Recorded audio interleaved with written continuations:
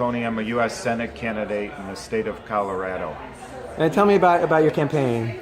I launched it in January, and then in March, when the Democratic convention took place in the state of Colorado, 63% of the delegates there were for Bernie Sanders, and the guy I'm running against, Michael Bennet, was a superdelegate for Hillary Clinton, so he got shouted and booed off stage. He's also for fast tracks. He voted for fast tracks. He voted for the Keystone Pipeline. He's against the referendum in Colorado for universal health care. So all those people immediately started to come up over to my side without me practically launching or raising any kind of money. So that's great. It feels like I have 10-15%. I feel as though Colorado is probably much higher for Jill Stein than most states. We had 73% of the state vote in favor of legalizing marijuana. We have a very independent state. Most of the people registered, 1.4 million, are registered unaffiliated. That's our largest base. And let's just talk about a little bit, just in general, about third-party movement building. Obviously, you're going to do your best to win in November, but regardless of what happens in November, we need to keep building this momentum. So, what does that look like to you? Wow. The thing that I've learned since I came into this as an anti-war activist and a social justice activist, and then I picked up and learned, because as a statewide office, you're driving around and you're hearing everybody's concerns. In Colorado, people are number one against fracking, banning fracking, against the TPP, for raising the minimum wage, and for universal health care. So on a national level, the movements that I'm connected to and have been in and assisted are Free Palestine, Black Lives Matters, anti-war with Code Pink. I've worked very, very closely with Code Pink. So trying to create that intersectionality. I think the thing that we have to think about right now is we've got roughly 95 days between now and the election, and the Bernie-crats are sort of divided, and where they're going obviously is this Dem exit over to the Green Party and want to finish the political revolution.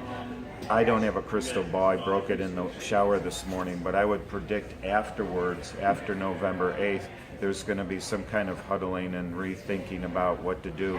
I think my advice to people is to get involved with top shelf political movements, the Code Pinks of the world, the 350.org, the Black Lives Matters, and really continue, and the the boycott, divestment, and sanction movement. Those are four key areas where we need to keep leaning really, really hard on before the next congressional election, because what Greens get criticized for a lot of times is that once the election's over, they just kind of dissipate until the next major election. Don't let that happen. And you think those movements can be brought more under the green umbrella? I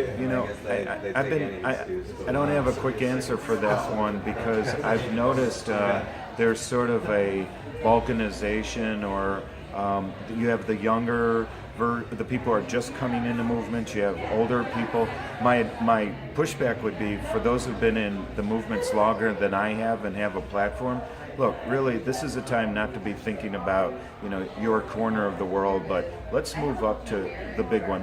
What we're fighting right now is capitalism. This isn't about reform. This is about overthrowing. We have endless war. We have global warming. We have vast inequality, and we have racial injustice. It's all due to the capitalist system that's being run by the corporations. Let's go after that, and let's get the people out of office. If it's on a statewide level, on a national level, let's go after the mainstream media and bug the heck out of them. Let's use our Twitter accounts, and every single day, let's go to the town hall meetings. Do not write your congressman. This is my advice to you. Writing your congressman is like sticking a note in a dog's butt, okay? So you'll remember that one. But you can go to Code Pink, and you can go into a Senate hearing. They need 12, 24 citizens like me getting arrested in a Senate hearing. That shuts down a Senate hearing, but it also wakes people up to why the media is not covering